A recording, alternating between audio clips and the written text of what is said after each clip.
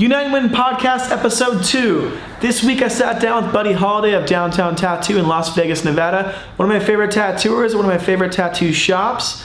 And I think one of the first tattoo shops I ever guest spotted at. Regardless, great man, great tattooer, great friend, great business owner. And I'm just a big fan, you know.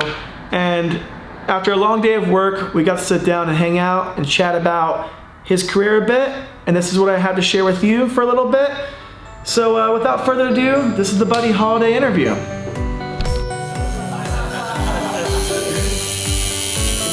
good, I know that. Definitely not going to look good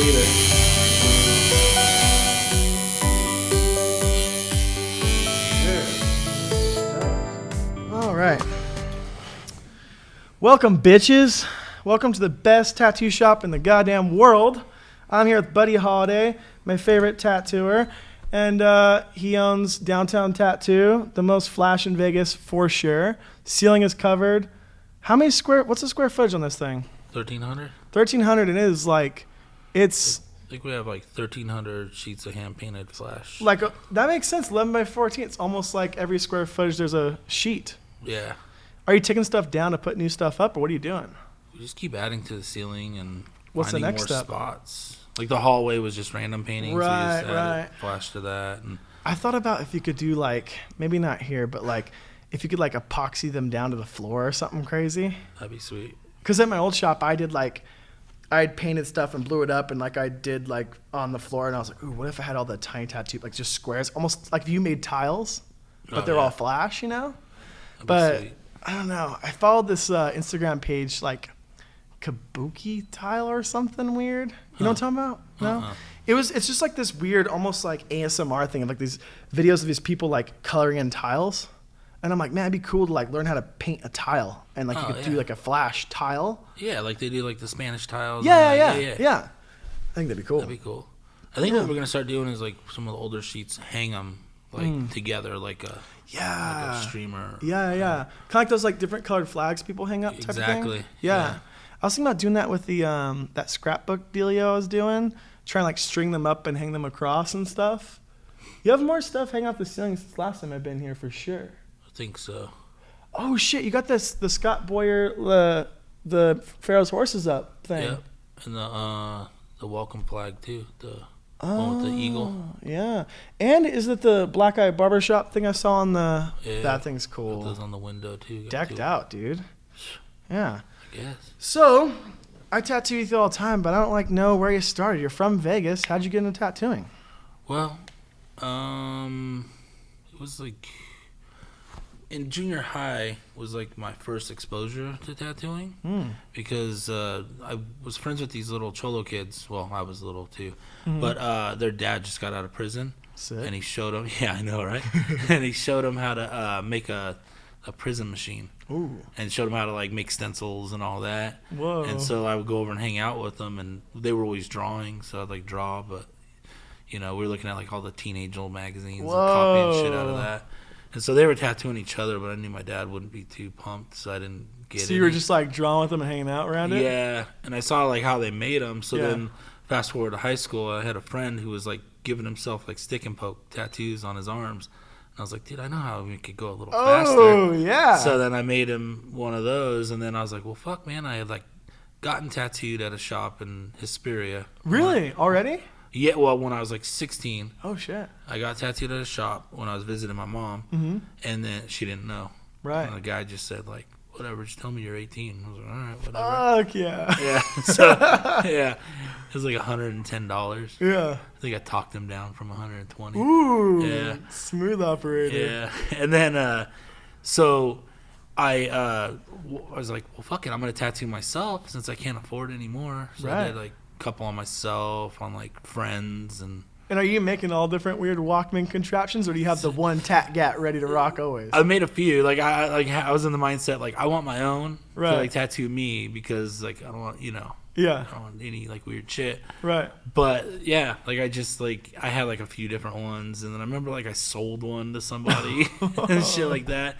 And then my friend Nick is the guy that I showed how Nick Prince. Okay. Showed him how to make the machine. And he started going crazy on himself. And then out of high school, he got an apprenticeship Right. at a shop in town called Sin City Tattoo. Okay. And at that point, he had already ordered one of those the Spalding and Roger kits from the back of the magazine. Yeah, that's cool. How do you get a hold of the magazine? Tattoo magazine? Oh, it's just in the tattoo magazine? They were in the back all the time. Oh, shit. Yeah. Okay. So he like ordered one. I think he did like a COD or whatever. Right. And then so like that shit was like he didn't need it anymore because he was buying like the professional stuff during his apprenticeship. So I bought it off him for like $40 or something. Yeah. Yeah. And then I started tattooing with those, and that was extremely frustrating. Really? Yeah, because I just didn't know what I was doing, And well, especially with the little like prison rotary, it just spins. You know what I mean? Yeah. Coil machine, you had to kind of like, how's this? What's the different world? Yeah, it was really makes noise. Really vibrating. weird. Right. So like I had done probably like a few dozen, right. homemade ones, and then that like once I had the like the Spalding and Rogers kit, I was like done with it. I was like, this is frustrating, so I just put it away. Yeah.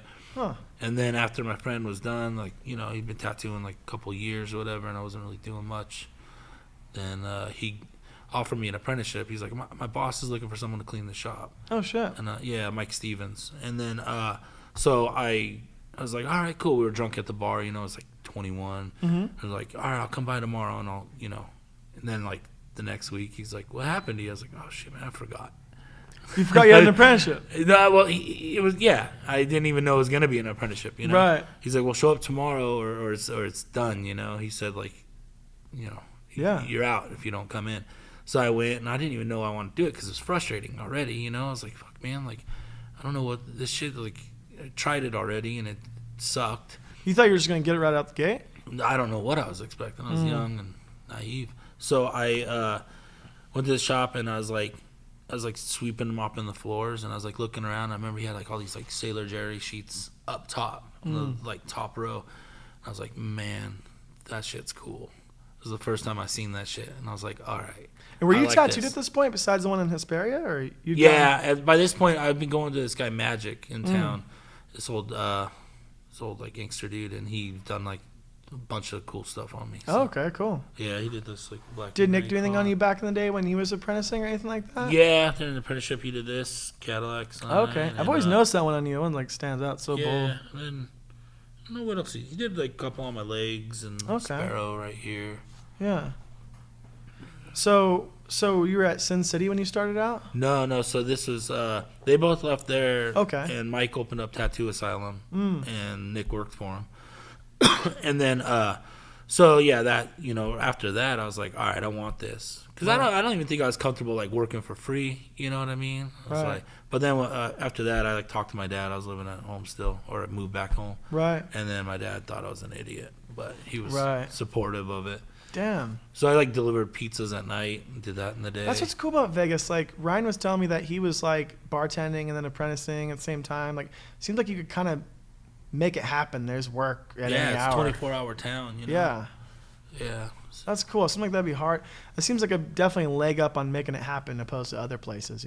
I think so. Yeah. Yeah. Yeah. Places everything closes at like 9. Yeah. How do you make a living and do that? Like you can kind of get in later. I feel like other places like you have to be 18. Like if you miss the prime, how do you get in? How do you afford to like sacrifice all that? Yeah. You know what I mean?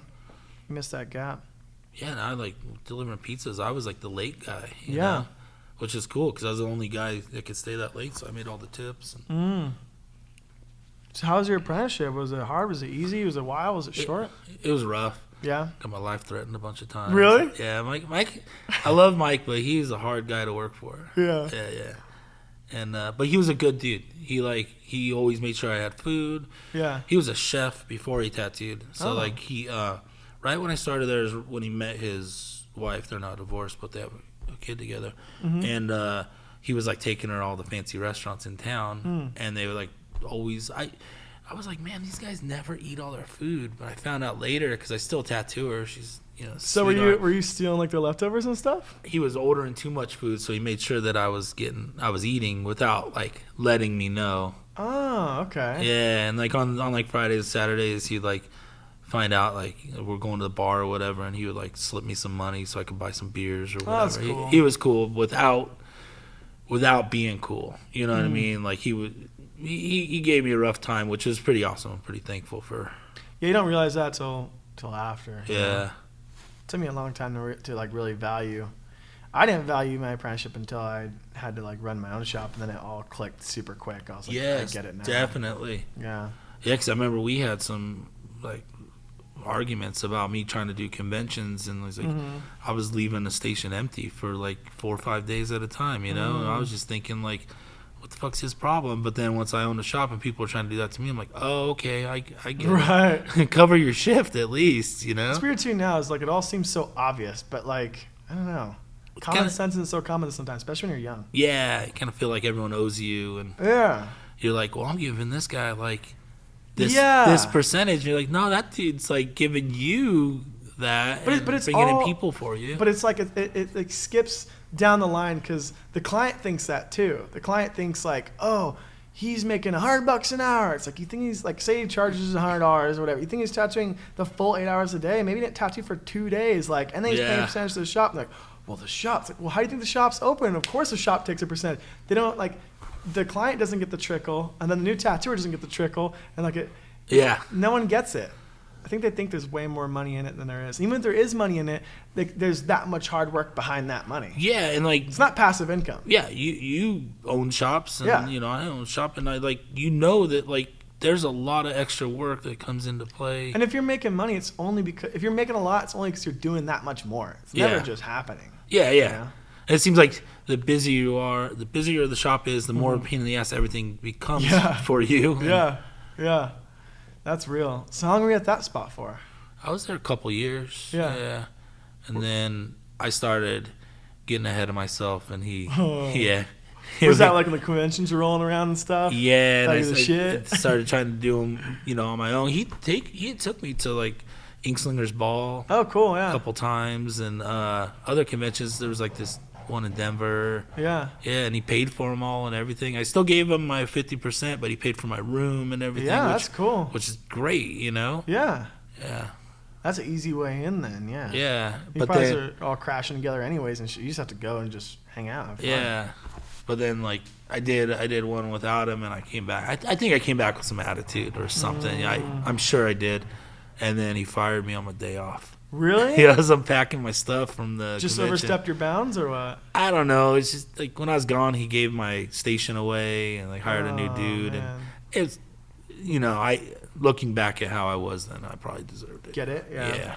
What are conventions like back then? They were cool, man. I tried to do one like a few years ago, or did a couple, and they're a lot different now. I don't like them. Yeah, it's like, and I get it, but everyone's got their Instagram name on their banner because that's how people know you. Yeah, you know, your phone number. Yeah. But like, I don't have that kind of name. Like, dude, Buddy Holiday, that shit's smooth. No, but I don't have that kind of reputation where people are seeking me out to, you know, in some strange city I've never been to before. Right. Have you seen that? Did you see that meme the other day on Money Malarkey? It was like a straight bill hat and then one of those dildo tattoo machines and like a bulky watch. And it says, "I came here to win all the awards." Yeah, dude, I love that page.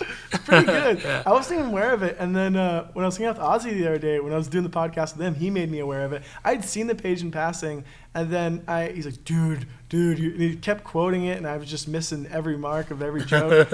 And I went through and like dug deep in it, and now I love it. Oh shit, yeah. Yeah, that's great. Have you seen the American Counter guy? No, what's that? The guy works at Iron Tiger. And fucking, it's the counter guy, and they're great, man. They make memes too, or what? Yeah, but it's like the counter guy just gets all the shit. Yeah, and you can tell this dude's just like, you know, been a counter guy for a while. Right. The best one was it was like was it Scrooge McDuck, and he's like swimming in all the coins. Yeah. And it said when the boss invites you over to go swimming, and then on the bottom it said, "Did you get your shift covered?" That's pretty good.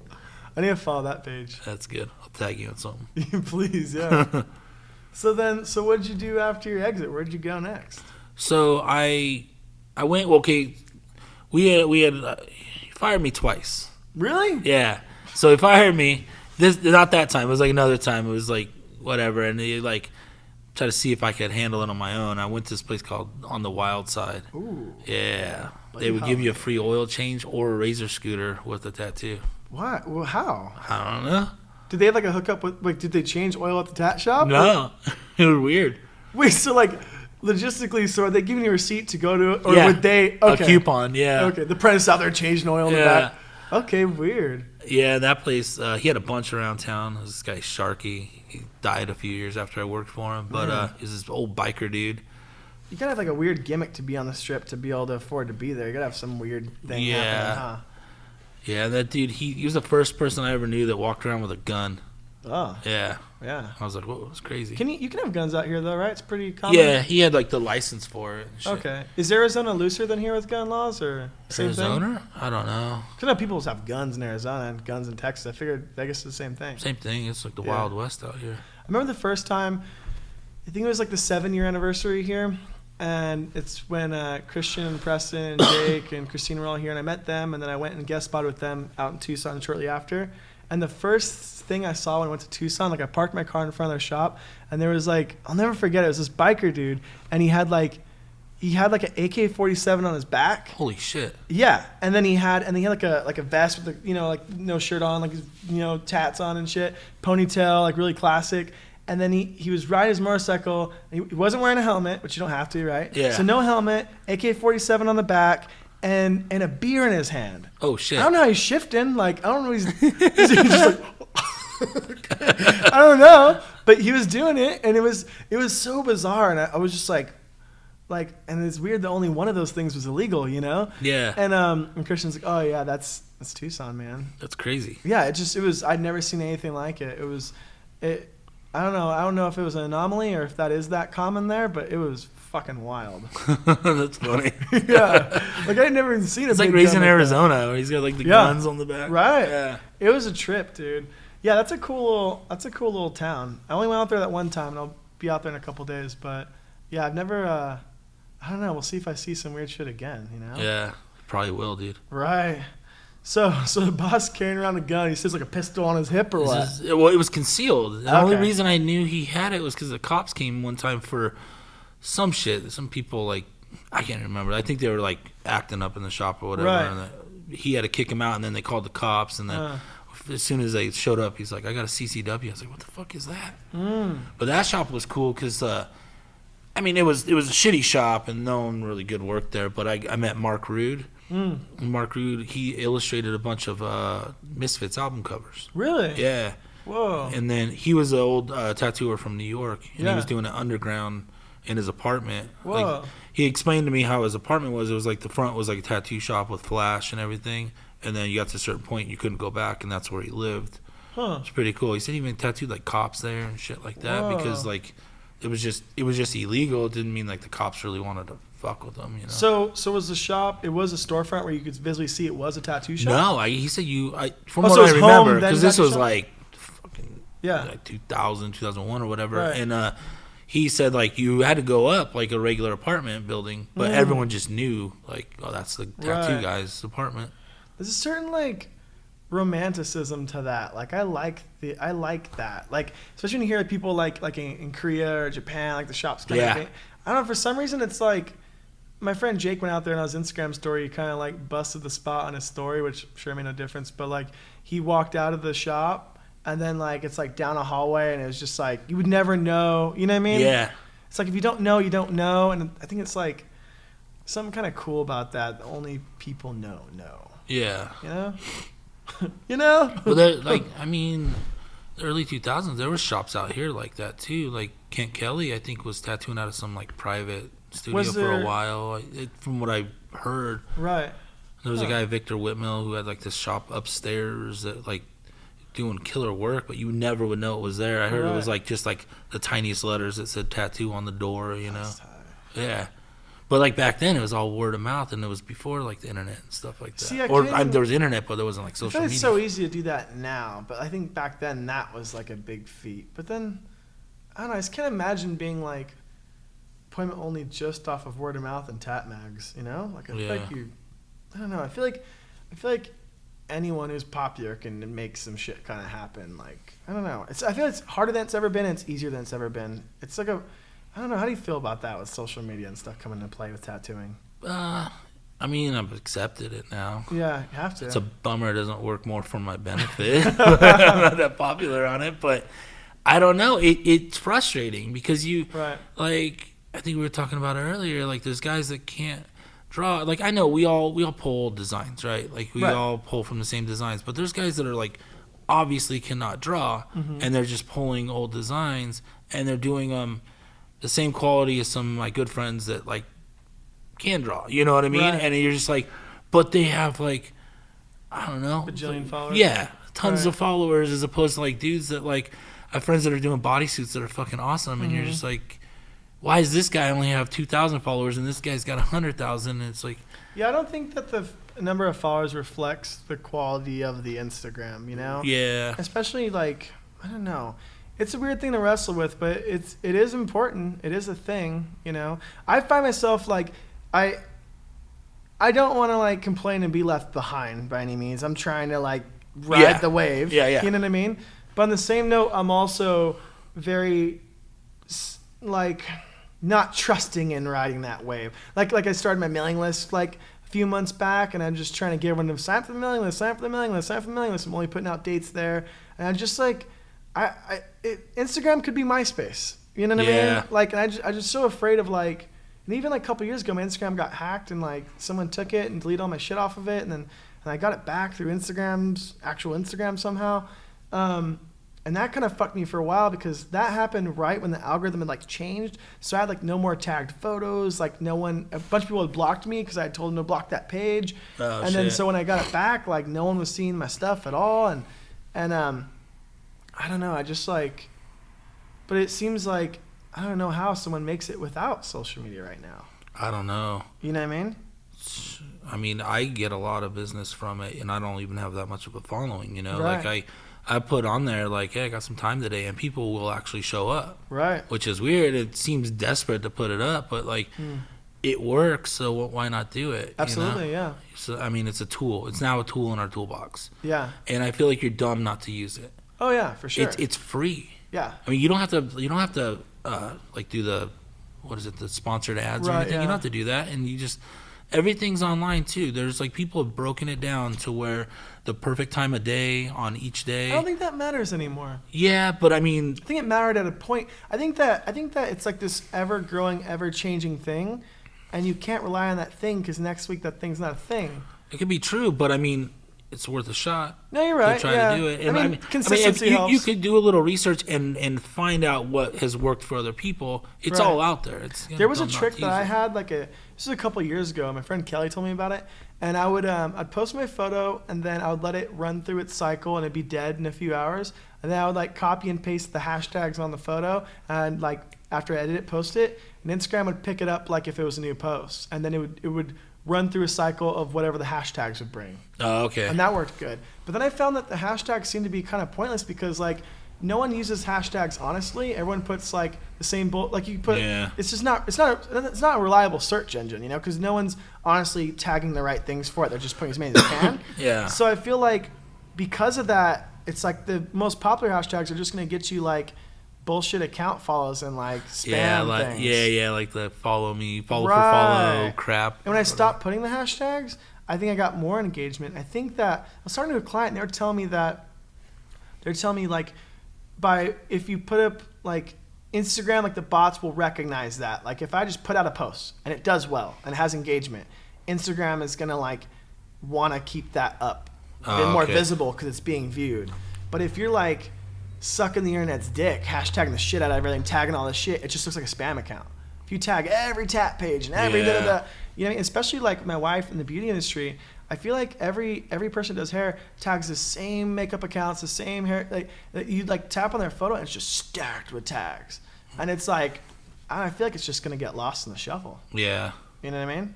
Makes sense. Yeah, but I don't really know how to wrangle it. I think that Instagram way I've been using it is using it way I think it's intended to be using. You post it, it's instantly up. There it is. Walk away from it. You know what I mean? And the more of it you put up, the more it can get seen. If you don't post shit, no one's gonna see shit. You know? Yeah. It's a weird world. So where were we? So you were at All right, so concealed carry dude. Cops walk in. He has a CC something something. Yeah, the CCW. So I worked for him for like a few weeks, and then I reached out to my old boss, and I like invited him out to lunch, and he showed up with his wife, and they're like great people, you know. So like, I just like, I want my job back. So he gave it back to me, and then I worked for him. I think that was probably like after a year, and then I did like probably another year, and then we got into it again, and then I left there, and then I went and talked to Dirk over at Pussycat, because at that point I was, I think I was already living with Ryan Downey, so we were roommates, and then he was working at Pussycat, and Dirk was like asked me, like, and I was honest. I was like, I don't think I have the clientele, you know. He goes, well, go work somewhere and start building your clientele. Come talk to me in a year. So I went and I worked for some people on the strip that like they didn't even tattoo. They didn't even have tattoos, but they just owned a bunch of shops around town, and I got like tons of experience there. And like, do they buy out shops or do they actually open them? They opened them. Really? But they owned a bunch that were like smoke shops and like. But the one I worked at wasn't one, but it was next to another one they owned. Really? Yeah, I'm not even gonna say the name because I don't even like promote them. But yeah, it was cool though because like that shop had like turnover. You know, it was on the what would that be? The north end of the strip. When there was a lot of stuff there going on, so you just have people walking in all day, and it was not uncommon to like make $1,000 in a day. Whoa! It was crazy, but I wasn't smart with the money. Right? Yeah. Yeah. You just going out every night with it? Yeah, I was like 03. I think I was like 24 at that point, something like that. Yeah, going out every night. My rent at Ryan's house was like $400 a month. Oh, whoa! I drove a $2,000 car that I bought cash, and I was just broke all the time. Yeah. Damn. And then worked there for like a year, and then I went and talked to Dirk again, and then he hired me at Pussycat. So I started there like 2004 on New Year's Day. And were you trying to do the traditional gig paint and flash, or were you just doing walk-ins at that point? No, like in the beginning I was doing new school. Okay, yeah. Just doing it really, that makes sense. Really bad. Yeah, I was like 2001. Yeah, that's the time for it. And I'll take it back to when I was at Tattoo Asylum. That's where I met Brian Seegers. Okay. And he's the one that was doing all kinds of new school. And so, like, we were, like, you know, fucking around with that together. He did a bunch of tattoos on me and stuff. And stayed in contact with him. Still in contact with him. Yeah. Really good dude. But, yeah, so at that point, like, Brian had worked at Pussycat, but he had already moved to Redlands. Ryan Downey was there. Kent Kelly, I was taking his spot.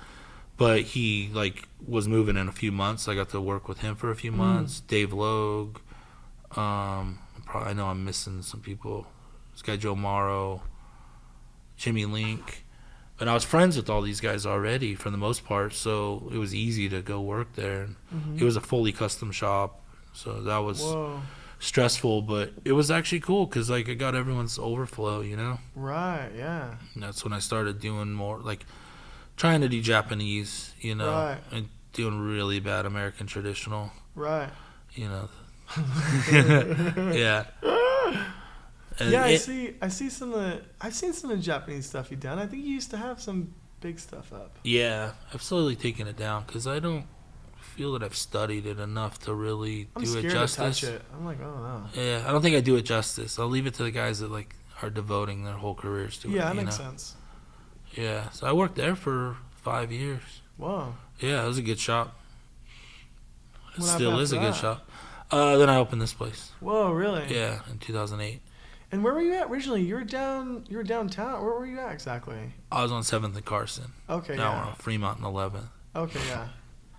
What did it look like then? Like, what was the neighborhood like then? Because before all stuff got shut down and stuff, right? Yeah. So, yeah, the neighborhood was pretty bad still. Mm-hmm. Like, right now where this location is, I wouldn't have walked down here. Yeah, you were telling me, I think, like, I remember when I started guessing here a few years ago, that stuff had just gotten closed down, and you were telling me that, like, that corner was, like, the murder corner. Oh, like, people get shot up there and stuff. Yeah, just on 15th, so 4 blocks down, the cops told me that was, like, the highest, violent crime corner in the city. I remember you telling me something like that. And I remember the first time I came here, I think like your shop help at the time was walking around the parking lot with like a Sharps container and like a glove. and they're picking up like syringes and human poop. And I was like, whoa, that's like a thing. And he's like, bro, it's a thing. And there was like, and I remember some odd statistic. I think it was like, it'd be like an average of a few a day or 5 or 7 a day. And I remember a couple years later, I was like, oh, it was only a couple a day. And then and now I don't see anyone walking out there with sharps containers. So maybe that's. I haven't seen a hypodermic needle in a long time. Right. Yeah. I remember there was just like straight heroin dude poos outside. Yeah, dude. Yeah, you come in the morning like, fuck, someone's shit just right by the door. Right. You like step over it. I remember one time I came, it was like right on that corner, like that right in that nook. Yeah. There's a little poo spot right there. Yeah. I think we added a light there since then, so it's not as comfortable for Oh, it. yeah. But they got music out there, too. When you're like Awesome. Soothing music for it. Yeah. So what made you move spots over here? So that spot, this guy's Billionaire bought up a ton of stuff downtown, and he bought that building. Zappos, dude? Yeah. Right? Yeah. And so he... they wouldn't renew my lease. And so I was like, okay, I know it's coming, And so I owned the shop with my 2 sisters, and I told them, I was like, hey, we need to start like really preparing because we're probably going to get kicked out. How long were you at that spot for? 5 years. Oh, okay, yeah. Yeah, so we just over 5 years we were there. And then they, called me to meet me, and they're like, they were nicer to me than they were a lot of people. They let me stay till this place was built out. They even told me that this place was vacant and that they didn't own it. Oh, really? So they only like that side of the street or something? They own like a lot of stuff, but the landlord here is super great guy, but he would not sell to them because he didn't. I think he wasn't comfortable, and he said that their offer was offensive. Huh. Yeah, and he's been here since '97, so yeah. He's excited to see the change too, but like they're kind of acting real shady in the beginning. Smart to hold on to his little chunk. Yeah, and everything happen around it. It's good. Yeah, and so the Billionaire bought all these motels around here where people were living, the weekly rentals and stuff, and so he kicked everyone out, and that cleaned things up a lot. Whoa. It's kind of shitty though, because in the mix, a lot of older people that were on fixed incomes got kicked out too, and right. Pretty sad. But he just treated everyone that was here before like they were shitty. And what do you think happened? What happened to all the displaced people? They scoot to a different area of town? Yeah, they just got moved down the road farther. Yeah. Damn. So, all these motels are really cool looking though, like that one, like Peter Pan looking one, like the sign. He owns that one too. I want to I don't know. Yeah, it's neat. I would love to have seen all those signs lit up. Right. The cool thing that guy is doing is he's rehabbing the signs. And also like the little art installations and doing something with them. Yeah. I don't really hate the guy. Just he could have went about things differently. Yeah. It's cool you were able to still keep a spot in the neighborhood and get this. Yeah, this is like the only thing that he didn't own. And such a bitchin' storefront too. Like it's so like, Yeah. That bar reminded me of that. Do you remember that viral video of the surfer guy? The blah. Yeah. So who was working for you over at that spot? The first downtown. Did you have a full shop? Was Ryan over there yet? So it was only a 4-man shop because the way the health department used to be, you'd have to have separation walls in between the stations. Really? Couldn't it be like a bullpen open thing? No, and you had to have 100 square feet per station. So just the way it was set up, it was like there was windows on the side and the front, so it was hard to put stations on the side. So we only had 4 stations. So it was me plus 3 guys, and it was like I had a few guys through there, but quite a few guys through there really. But Ryan, against my. I don't know. I didn't want to apprentice anyone, but I apprenticed him because it's just kind of stupid not to. Right. And Ryan, he stayed with me since. Yeah, he's a man. Been here probably been with me 6-7 years now. Yeah. And then, he's the only one that was from there. And then Did Eric start here or was Eric over there too? Eric started there. Oh, cool. Yeah. And that's why I didn't want to apprentice Ryan because I had apprenticed Eric. Yeah. And I was kind of firm believer you should only give it to one person. Okay. You don't want to oversaturate it. Right. And then, but it was just, I don't know, at that point, it was just Ryan just hanging out and painting. And when his painting started to become as good as mine, if not better, I was like, well, this is kind of, gotta do something. and his studying the history of tattooing and stuff like that. And it just worked out. I'm glad I did it because he's a great tattooer. And it seems like it's kind of like the little trio, like you these are kind of like the glue, like that held it together. Like I feel like, I don't know, like how did you get such a cohesive, like everyone's on the same fucking page? Are you like just making people paint? How does this happen? Like how do you get such a, is it luck or are you just? No, everyone's required to paint a sheet of flash a week. Yeah. Or they get fined $100. Ooh. Yeah. I like that. I've never fined anyone though. Yeah. Yeah. But I think I threaten it though. But I think not painting it, like it kind of manages the show. It kind of takes care of it, because if everyone's working hard and painting sheets, even if they're busy, they're doing it on a day off or whatever, and you're the only person not doing it, it really points the finger to like who you know is dipping out or who you know cares. And also, I think it's kind of a way of like holding people like, you know, this shop is a reflection of who's in it, you know. And if you're painting sheets every week and you've worked here for years, and this whole section is you, like this is your spot. Yeah. You know what I mean? Like everyone has. It's not like everyone's working for you and it's your show. Like I feel like the shop is a reflection of everyone in it, you know? Yeah. And everyone that comes through it, they come through and they do their little corner and put their stuff up. And I like all the crafty stuff. I always leave super inspired, you know? That's awesome. Yeah. Like every little fucking thing, the flash underneath the little desks and like your carts and just, I don't know. I always feel like I learn something new every time I come through here, you know? And like, was that something like collaborative, or was that happen around did you like, when you open your spot, were you like, I know how I want this laid out? Yeah, so when I was doing a lot of conventions with Ryan Downey and we lived together, Mm-hmm. we had like a lot of like time in the car, you know, and he told me like, you know, I want to open a shop one day and I want a requirement that every guy paints flash. Yeah. And I think he might even said a sheet a week for the shop. He's like, Right. if you're going to work for me, you're going to fucking have pride in the shop and you're going to contribute. Yeah. And then, you know, things didn't work out. He opened a shop, you know, and I don't think that ever happened for him, but it stuck in my mind. And when I opened, I was like, that's what I want. And everyone, like, you know, there's been guys that, like, haven't contributed or whatever, but, like, Those guys aren't here. And Exactly. they didn't leave their mark. Right. You know what I mean? Like, there's guys that I personally do not like that worked here, and their flash is still hanging up, you Right. know? Like, I'm not going to take it down. Right. You're part of it. Yeah. We may be friends again. We may not, but Who knows? yeah. I don't know. It's just a cool, like, especially I feel like you started filling the ceiling up only like a couple years ago, and I remember it just seemed like it filled up really fast. Yeah.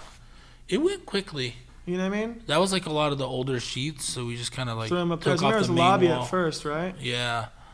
And then, yeah, we just seemed to go I pretty think quick. that was probably like 2 years, because I think it was when your 7th anniversary here was when you guys were doing the lobby. Well, when did you start coming out here? I think it was like 6th or 5th. It would have been, so I already had California Street, 13. It was probably 2014. Okay. Because Yeah. we have the first sheet you gave me is Right. in the lobby. Right. I don't know. I mean, I didn't just put it right up in the lobby. But Right. somehow it ended up in there, and that's when we first started hanging up. Yeah, I think it was. Or it was was in the definitely lobby. It's in 14. the hallway now. I think I saw it's one of the Burt Grimm sons.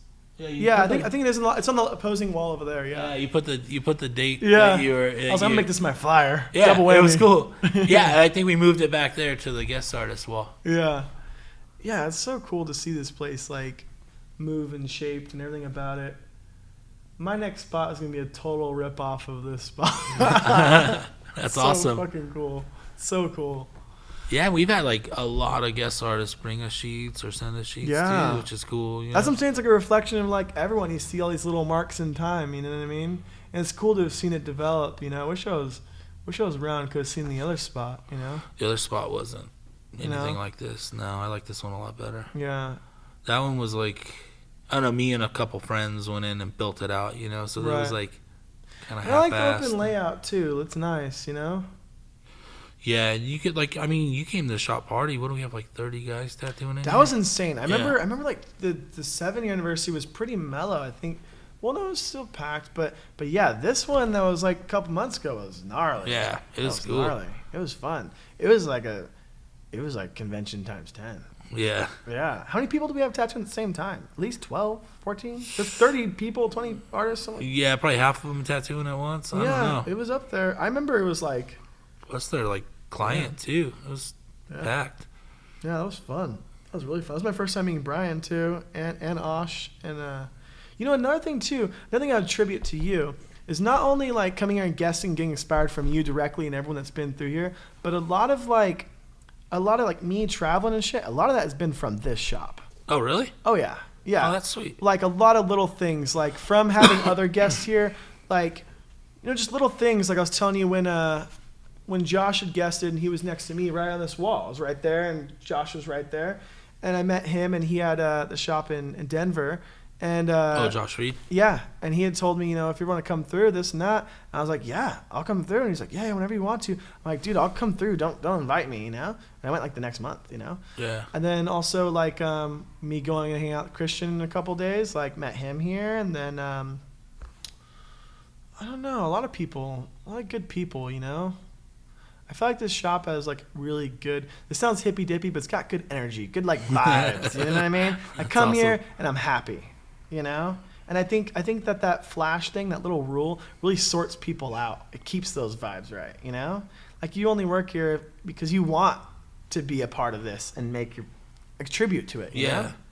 That's. I think that's. It seems like the not newer, but the people that have started working here in the last few years, aside from maybe one or right, have all like come and wanted to be part of that. Like right. When Amanda started here, she's been pumping out flash since she was before, but right, it's crazy, and it's all like she's putting it on the main wall, like it's right. Pretty awesome.